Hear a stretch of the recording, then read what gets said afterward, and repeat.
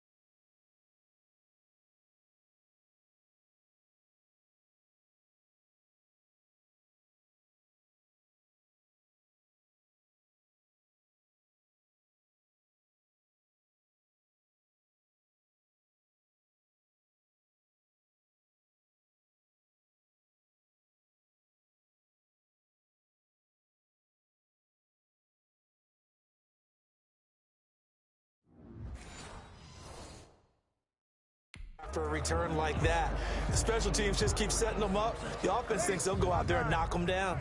They're coming out with a jumbo package to start the drive. Now a first down carry. It's Kamara down right around the 25. 3 yards on the pickup there, and it'll be second down. Brought him down. A 3-yard pickup brings up 2nd and 7. Off the play fake to Kamara. It's Breeze. And Cook has it left side. And he is into the end zone. Touchdown, New Orleans. Breeze able to hook up with Jared Cook as his guys continue to pour it on. And there's a situation where as a tight end, once he gets that end zone in his sights, he's not going to back down from anyone. He doesn't worry about running to daylight. He doesn't mind running through contact. That's totally fine by him. And the lead grows even larger here in the third quarter. And they won't be able to run another play. Time has expired on this third quarter. We'll return with more after this. This is the NFL, and it's on EA Sports. Fielded near the back of the end zone. And a touchback here as Walker will sit on this one. And out now comes Jacksonville as they get ready to go. And after the field goal last time, we'll see what they can get here. At least they got points out of the last drive, Charles. I never met an offensive coach that didn't want to drive to end with a kick. Most of them wanted to end with a PAT, right? In this case, a field goal, they'll take it. Way better than the alternative, which is a punt. Yeah, but you met fan bases that wanted that weren't happy with that field goal. I haven't met a fan base yet that wants to drive to end with a kick, other than the extra point. That's it. Throwing on first down is Minshew. Firing quickly here, and that's complete. And they'll get him down after a pickup of 8, 2nd and 2. A good pickup there, 8 yards on the first down completion. 44-yard line. Throwing again on second down. Minshew. A throw left side, complete to his receiver, Westbrook. They like going to him in the slot. He catches another one. I think this comes under the heading of, until they stop him, why not go back to him? He has something going really well. Great working relationship with the guy throwing the ball, and they keep making the connection. Minshew throwing complete to Westbrook. This will be stopped about 2 yards shy of the marker. 8-yard gain, 2nd and 2. It's a gain of 8. Brings up 2nd and 2 at the 40-yard line. Flag comes in. This might be a free play. Into a double team, and it's intercepted. Picked up by Marcus Williams. And the return stops at the 39-yard line. And that one was relatively easy to see. I noticed that from up here. Yeah, it doesn't take a whole lot, does it? Sometimes you get multiples. What I always love on these offsides is when each side points at the other. Hey. And down he goes. They sack him back right around the 41-yard line. Marcus Davenport. Who else? He's in there for his 4th sack of the afternoon.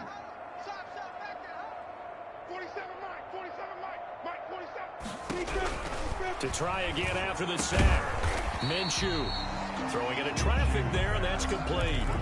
That catch good for 5. It's 3rd down. One thing I think that's safe to say defensively, the tackling's been really good. And because of that, It's been very, very hard for them to move the ball because you're not getting the benefits of run after catch. They're tackling them almost on the spot. That means you have to run extra plays, harder to move it. To the left side here for Eifert. He's going to go out of bounds, but he takes this one down just shy of the 20. That one a pickup of 15 for Jacksonville. 1st and 10 at the 21-yard line. Minshew, 1st and 10. And that is incomplete. He couldn't hold on through the contact. Brings up 2nd down. From the 21, it's 2nd and 10. On the coverage. It'll be Minshew again. His throw caught right around the 6. And he takes it in. Touchdown, Jacksonville. Tyler Eifert, his 2nd touchdown of the afternoon. And the Jaguars able to get this back to within at least some measure of respectability. And that touchdown, well, it barely puts a dent in this lead. And unfortunately, I'm having too many flashbacks right now. I remember getting beat down like this playing before. Oh, yeah, college, high school? College, not a heck of a lot of fun. I still remember playing and trying to tackle an elusive tailback who ended up scoring 4 touchdowns, 226 yards.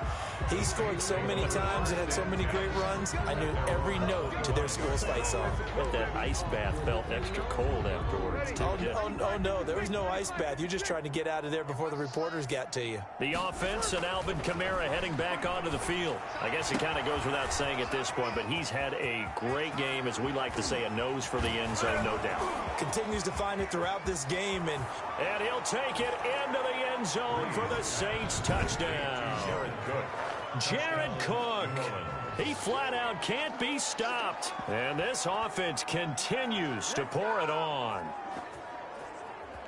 And we didn't even get a chance to settle in for that drive. A quick strike of 75 yards, and they find the end zone. Don't you get the sense that film study was behind this one, that they saw something that they thought they could take advantage of? The key is calling it in the right situation, knowing when it exists to go to it. They did exactly that. They've got to feel really good about what they did in advance of this game. Just looking down at the sideline now, their defense is like, man, can you have strung that out just a few plays? Give us a break. Back out there. Hey, man, give that water break and get on out there and play.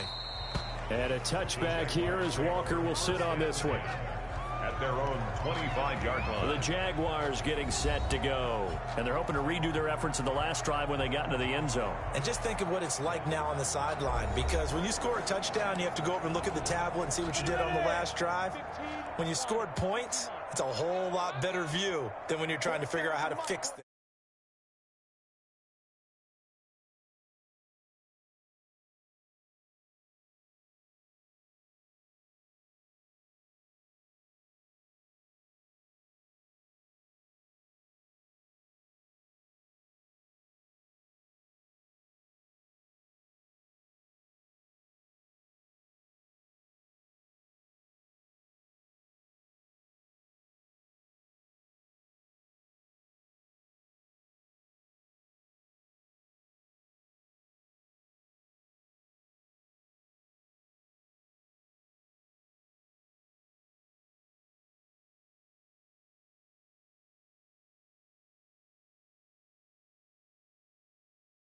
There.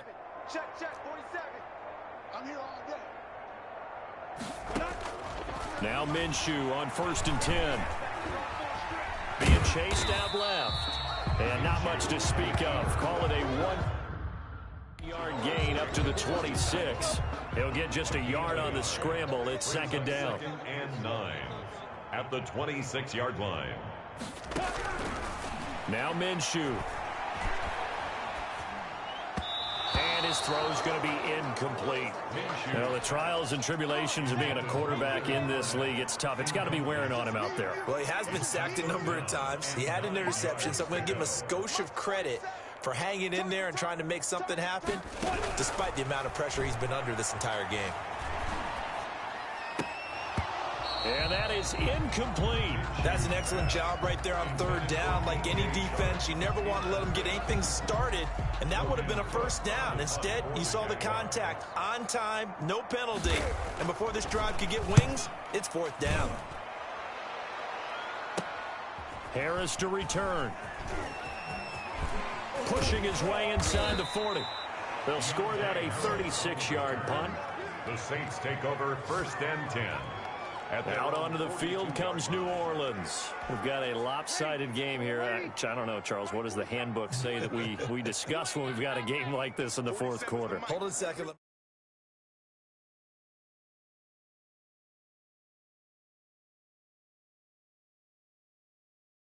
Let me thumb to the proper page on that.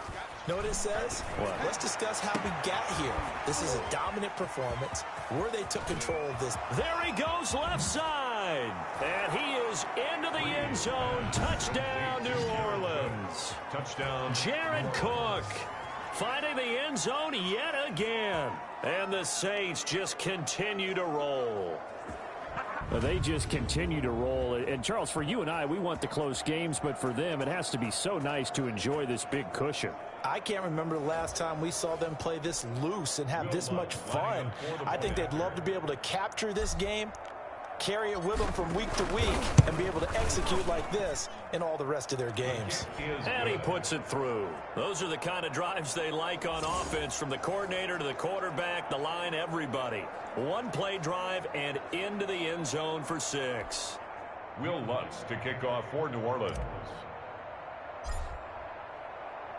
After the touchdown, Lutz to kick it off. Taken about 7 yards deep. And a touchback here as Walker will sit on this one. At their own 25-yard line. The Jaguars again ready to take over on offense. And with this deficit, you can't have too many more drives like the last drive where you had to punt it away. You know what I would tell my offense right here? The punter doesn't exist, guys. He doesn't even exist. He's not a team anymore. I just cut him. All right? So you've got to go out and create some offense for us here and give us some points. No way does that guy get on the field on this drive. Poor punter. Yeah, it wasn't his fault. But hey, listen, there's got to be casualties at times. We're trying to win a game. 47 Mike, 47. On 2nd and 10, it's Minshew. And that's going to be incomplete. Well, so far in this drive, they've done some good work. They force incompletions on 1st and 2nd down, bring up 3rd and 10. That brings up the big question. Do they bring pressure or do they play coverage on this down? Let's get off the field. 47's the Mike, boys. 47. Check, 47. Ready? Minshew throwing on 3rd down. Complete to the right side. It's Eifert. And they get him down, but not before he takes it across the 40-yard line. Jacksonville first down on a pickup of 17. And with that last play, he's now up over that 300-yard mark. And in today's NFL, it almost feels routine. And I hate that when you talk about a 300-yard passing game. To me, 300 yards still signifies excellence, and he's achieved that in this performance.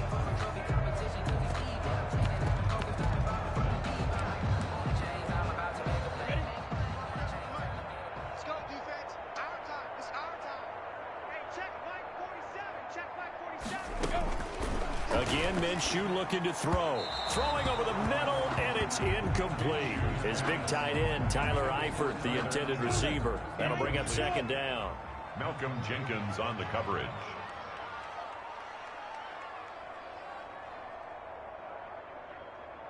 Mike's 47. Big Griffin. He's got it complete to Thompson. They do get a yard there, but only a yard. Leaves him with 3rd and 9 looming. That might feel like a little bit of a lost opportunity there for the offense because the defense brought pressure that time. And sometimes against that, you can get it out to your running back, and it could turn into a big gain downfield. But what a nice job they did getting to him quickly and holding him to a short gain. And the Saints pressure gets him. Brought down for a sack.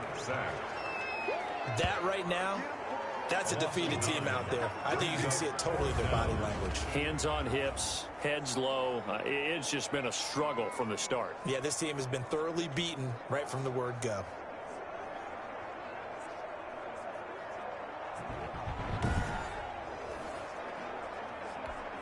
Here's Logan Cook now as he's on to punt for Jacksonville.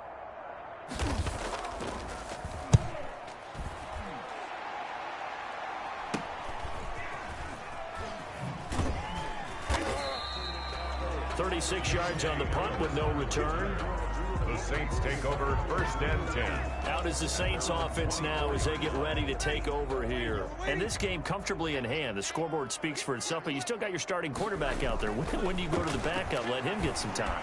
And that's one of the great questions in the NFL, Brandon, because I'm just going to tell you, in the 2015 season, I commentated on 3 games in a row that were blowouts. And in none of them did the starting quarterback ever come out of the game for the team that had a big lead. And in each instance, I asked the coaches later on, why didn't you do that? And they all looked at me and said, just don't really do that in the NFL. You know, these guys play, and we just play them all the way through. Now, in certain situations, they will take them out, but for the most part, they're not as worried and concerned about getting them out of the game. And that's always puzzled me a little bit. It looks like a jumbo set with 3 tight ends here for 1st and goal. Here's Breeze to throw. Cook's got it. Touchdown, Saints. Complete to Jared Cook. He flat out can't be stopped. And the Saints are pouring it on. I thought that was a nice job there of feeling the pressure and rolling out away from it and keeping the play alive. And I think he did it with the idea that his tight end would find his way free in the end zone, and his confidence was rewarded. Now this one was over a while ago as they just add on to their big lead. Scoring summary, 3-play drive, and it ends with a touchdown for New Orleans. Kickoff for New Orleans. After the touchdown, Lutz to kick it off. Fielded near the back of the end zone. And a touchback here as Walker will sit on this one. At their own 25-yard line. Here comes the Jaguars offense as they get set here. They punted last time they had it. What steps, Charles, you think they have to take to make sure they don't do that again? Well, let's just go to the football 101, the trade expression 101. Win first down. Make 5, 6, 7 yards on first down and make it a 2nd and 3, 2nd and manageable. Keep accumulating first downs that way. Keep moving the football. You don't want to get behind the sticks because then the defense has the advantage. Yeah, he's going to get a solid gain of 9 before being brought down. 2nd and right at a yard. A gain of 9 brings up 2nd and 1 at the 34-yard line. To throw again on 2nd down. Minshew. Over the middle, and it's incomplete. They tried to throw on 2nd down, unsuccessful. Now it's 3rd and 1. And that throw behind his man, he missed him, incomplete. Let's go, let's go. They'll try to throw for it with Minshew. And Minshew with nowhere to go, and they take him to the ground. Cameron Jordan in there to get him again. That is sack number 6, one off the NFL record of 7. And, Charles, they only needed a yard there. They try to pass the football. What do you think? Well, I can't really go all out and kill them for the call because that 3rd and 1 fake and throw it over the top for a big play, that often does work. But in this situation, the pressure got to him. We'll call it a 42-yard punt, 3 on the return. Back out onto the field now comes the New Orleans offense. The outcome of this one, well, we know who's going to win it. It's just all window dressing at this point. Got me thinking, what's the biggest blowout that you've been a part of as a player, broadcaster? No, I'm not going to go to the player part because when I think blowout... Because you won every game as a player. No. I think about being blown out. And no one wants to go back to those memories. But, you know, when I was calling college football, I saw a game that, you know, a team put 70. I actually saw it happen twice. A team put 70 on their opponent. And in the NFL, in the 2017 season, I saw one of those changing of the guard games where a team that hadn't been very good before now was dominating and kicking around a team who had been ruling their division. And that's when you earn your paycheck, right? As the analyst, you got to fill that time. You've got to know what's going on out there and how it all happened. Well, obviously, that begs the question, what game was it? That was Seattle hosting Los Angeles, the Rams. Yeah. Their 2nd meeting of the season, and the Rams turned it around from the first one and blew out the Seahawks. And they're going to be set up down around the 15-yard line. Gain of 21 yards. The end result, 21 yards. Tell you what, partner, the way he's been slinging it in this one, I think he should be ticketed for a baseball cap and a set of headphones for the next drive. He's been absolutely sensational. But one thing we both learned about quarterbacks in this league, they often stay on the field longer than you expect. This is caught. And the Saints are going to be set up with a 1st and goal on a pass play that moves them all the way down to the 1. 15 more there, and they're on a roll. It's another 1st down.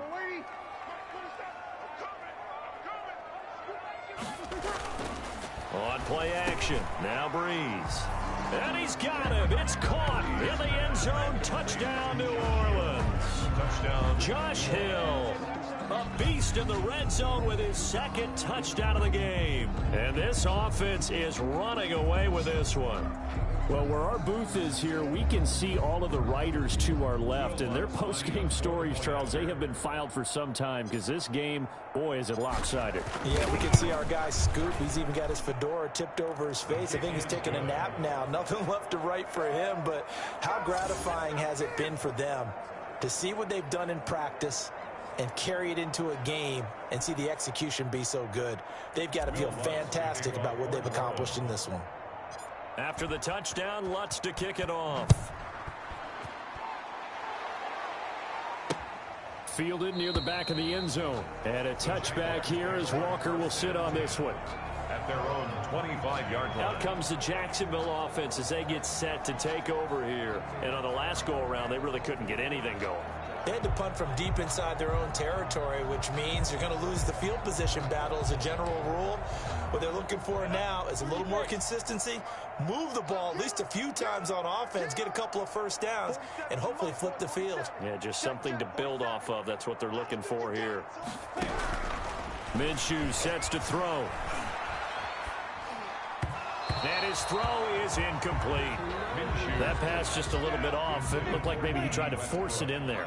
Game speed, always different, no matter what you do in practice. You can't simulate it, right? So your decision-making, everything has to be a little bit quicker.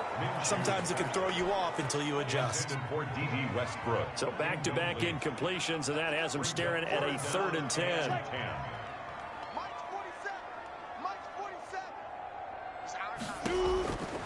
From the gun, Minshew to throw. And that is incomplete. Oh, he had a defender right there with him to force that to the ground. And 4th down now coming up. From a defensive perspective, they had exactly what you want anytime they want to throw the football. There was pressure on the quarterback. They were getting after him, and they tightened down on the receivers and forced the incompletion. 37 yards on the punt with no return. The New Orleans offense set to take over. And Charles, in a very one-sided affair, I think we reached the point in the broadcast where you and I, we may have some filling to do, right? Yeah, I think you're right about that because we got to try and keep people around. We don't want them to change the channel. Stay with us in this game. Is that Ben Ramsauer? Are you hearing from Ben on the headset here? Tell us. Stretch this thing out a little bit. Get some talking points. Dig them all out. That's what you get. A big-time producer. Keep them here. 3 tight ends in the ball game here on 1st and 10. Now a play fake. Breeze. That'll be complete to Cook. And he'll take it into the end zone for the Saints touchdown. Jared Cook finding the end zone yet again as his guys continue to put this one out of reach. For a big tight end, he can sure move like a slot receiver when he gets a head of steam going. And as a defensive back, you've got a big decision to make when he's moving like that. Lutz to try to add the PAT.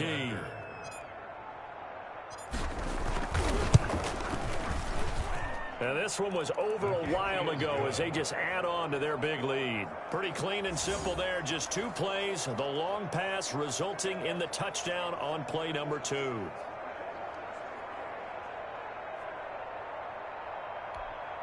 Will Lutz to kick off for New Orleans. After the touchdown, Lutz to kick it off. Fielded near the back of the end zone. And a touchback here as Walker will sit on this one. At their own 25-yard line. And now out come the Jags. And they're coming off a 3 and out, my friend. I think they've got to look at that play sheet and go to a spot that they haven't gone before. Time to shake things up a little bit to try and get this offense moving. Okay, so how do you do that? How do you shake things up? You look at what you called before, realize it hasn't worked Go to so something well, else. and maybe you try and find one of those special plays from one of your better players, and maybe try and hit something big and get things going in the excitement area.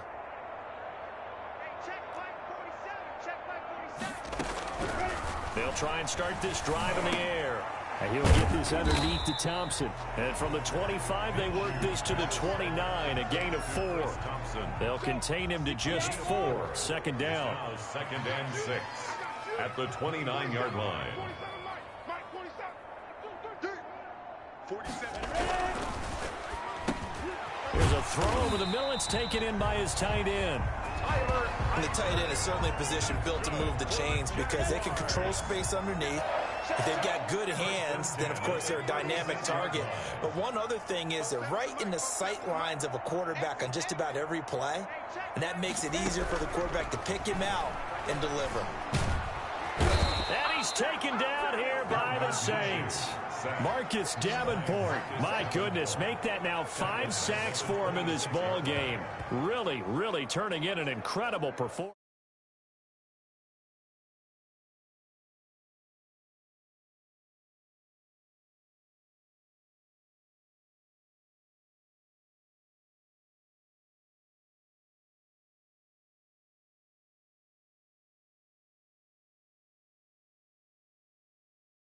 If you want a lesson on how to defeat an offensive tackle, that was pretty textbook. Is that a clip and save? Yes. That's what's going to go around the league, and people are going to watch that and say, my goodness, that's how you do it? And I feel awful for the offensive tackle because we always talk about the athleticism of that guy who just beat him.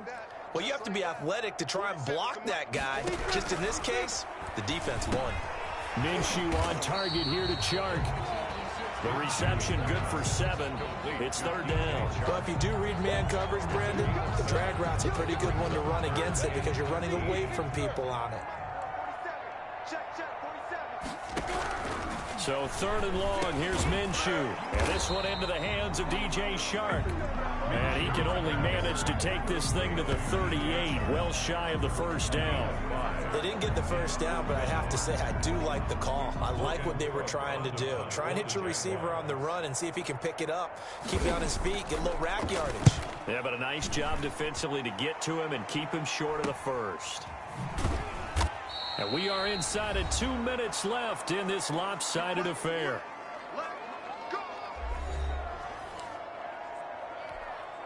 So it's Saints football as we get you reset. 1st and 10, and they've got 3 tight ends out there. A jumbo package look. A good start to the drive. Here's that's caught out on the left side. And they work this well upfield across the 45. A good pickup there, 26 yards. Not totally home free yet, but it's looking good as they come up 1st and 10. Now Breeze on the bootleg. And brought in by the tight end Cook. And he's got this down to the 35. He's been a one-man wrecking crew these last couple of plays. This time 18 more and a 1st down. Partner, I have to tell you, just one word keeps coming to mind from watching them this afternoon, and that's impressive. They have been impressive from the opening kickoff, and they haven't let up here even into the 4th quarter.